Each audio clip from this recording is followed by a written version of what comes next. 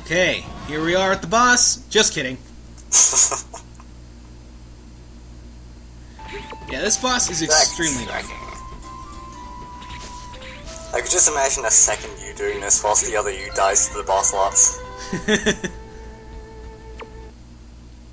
Alright. Jamie, stay here and try to beat the boss. I'll do some backtracking. Yes. Teamwork. This looks like a pleasant room. Yeah. You know, especially the kind of skeletal Anubis in the background there. Yeah, I have no idea what's up with that. I don't see what that has to do with anything. So we're fighting the Nightmare Mother. Robot DNA. What the heck? Yeah, it's, This is like globules of jelly in the zero gravity. Yeah. Running boss in the Mega Man universe is the Yellow Devil, or the Devils.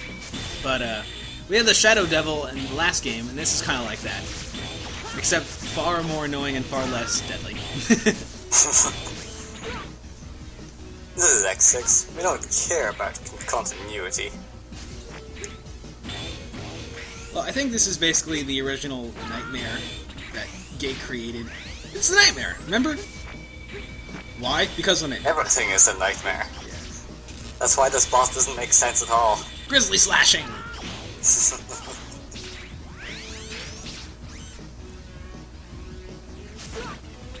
I would laugh if it was crescent grizzlies instead. Like, it was actually just two of those bosses, like, jumping around. I'm actually the weakest boss! Actually, I don't think that would be his voice. Whatever. Yeah, but this boss is really good to fight against with the Shadow Armor because you can high jump. The only problem is you can't air dash. And I mostly picked the Shadow Armor just because of that Giga attack it has. Nice. But I do not like this boss, Sam I am. Yeah, it does seem really annoying. I'm guessing those kind of blobby DNA bits are invincible. Yep, the only time you can attack them are when the eyes are exposed. And look, I can't even properly hit it from this angle. Just as screw with you, the eye is coming up from the one place you can't hit. Well, come to the fair! What did you expect? I'm the Nightmare. Yeah, it was worth getting that second sub-tank. I'm sure this doesn't seem that bad, but the thing is, when I tried to fight this boss, I, tried to beat this thing, 14 times, and I was like, ugh, fine, backtrack. And by then I had gotten the pattern down a lot better. And now you explode. Yay, we've beaten the Nightmare. Take that. So that's stage 1 of Gates Fortress. Yay! Icy floors with lava and spikes everywhere. It just gets better. Oh, there's Gate. Wait, how do we find him if this is like the first level? It's anime. Don't you mean it's a I nightmare? am mysteriously here, just so I can lecture you on how important I am. Look at my lab coat. You're not important. Go away. We're speaking in Japanese. That must mean it's cool. I do like the interaction between Aelia and Gate here, because Gate is essentially like the genius type who never got his recognition, and Aelia's like, I'm not as smart, but I followed orders, and I got what I wanted. Sorry. You hear that, kids? Do what you're told and you'll get your things. Unfortunately, if you do stand out too much, no matter how great you are, people don't appreciate it, because in order to survive in the world, you need people skills. Is this turning into some kind of life skills lecture? Eat your vegetables! Listen to Gate. All you need is epic eyebrows and a lab coat, and you've got it made. Yep. I like that idea better. Let's go with that. Of course, since you'll be wearing a lab coat, you will of course be evil. But, you know, if you can dig that, then that's fine. Are you saying Dr. Light was evil? I'm saying he might have been. I mean, you know, creating a robot with sentience and all, and not being very responsible with it. Yeah.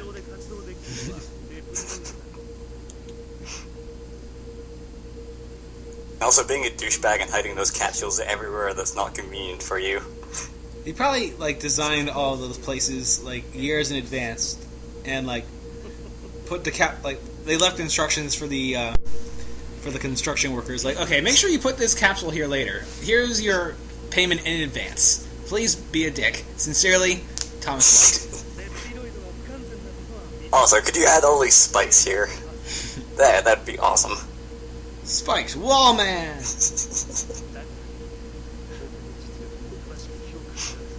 It'd be funny if Dr. Wily didn't add all those spikes in the first place, or Dr. whatever the boss is in all these Mega Man games. Yeah. And it was actually just Dr. Light who made the whole thing. That would be hilarious. I think You know what would be a good idea for this wall? Spikes. Looks plain. Spikes. You know what? Is Gate still talking? Yeah, I was just about to say, I think what they should have done for X6, if anything, I don't know if it would have sold, but if they wanted to tell this story, I think they should have made it like an action RPG, or like an RPG, because with all this talking, like, it's interesting, but it's Mega Man. We're not playing for the story. Very true. I'm going to look at my arm. That's apple juice, yes. I almost said orange juice even though it's not orange. What is that anyway? Oh, it's a piece of Zero apparently. Why are you touching Zero's parts, Gate? Oh. Well, it's kind of hard since Zero gets blown up into so many of them all the time. It kind of looks like a robot heart. No wonder Zero's too cool for school. My heart's just not in it. I couldn't contain my excitement! I could now create the perfect and strongest Reploids! But there's no limit to things. Look at you. X is like, I'm tired of your hand on the screen.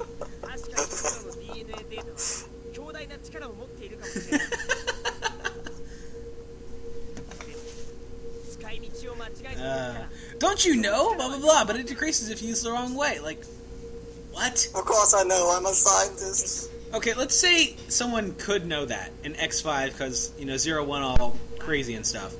It's not like it's common knowledge, because according to this game, it happened 3 weeks ago. There's a flaw in your logic, X. Like I said, Gibbs is a scientist, he knows everything. That's what scientists do. Yeah. Look at his face, he's like, I don't care. I have a lab coat. Gates just got his permanent troll face on. I will create MODOK.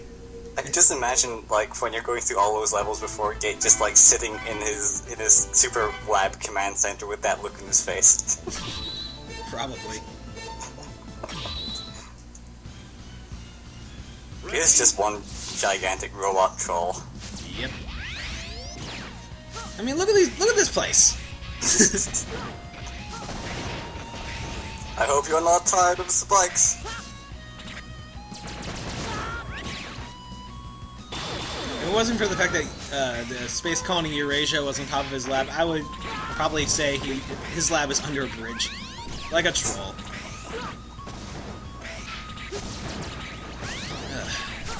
I got those random blocks falling on you everywhere as well. It's a nightmare! Good explain reason. I mean, I thought you kind of killed the nightmare already. Yeah, guess not. We just killed their mom. And Totem Pole for some reason. Then again, they weren't really relevant in the museum to begin with, so whatever. Why not? Let's have an ice cream truck. Huh? Sorry? Let's have an ice cream truck that sells giraffes while we're at it. I was about to say, I think that explains all the enemy placement in this game. It's just like, why not? Yeah, totem poles in the museum, why not? I guess that's history, maybe.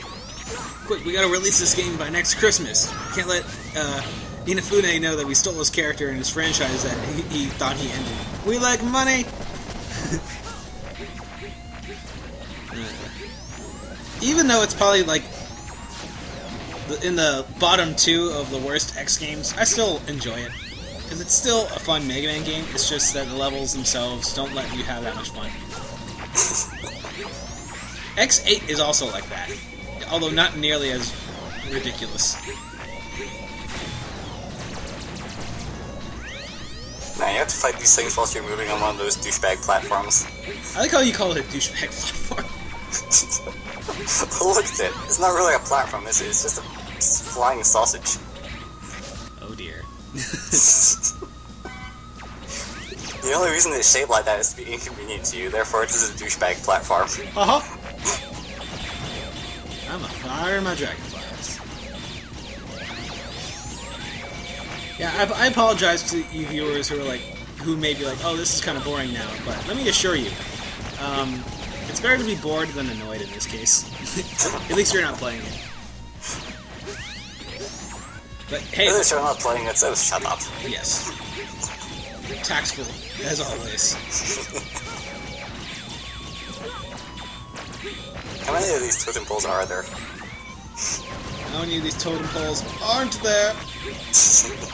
I don't know.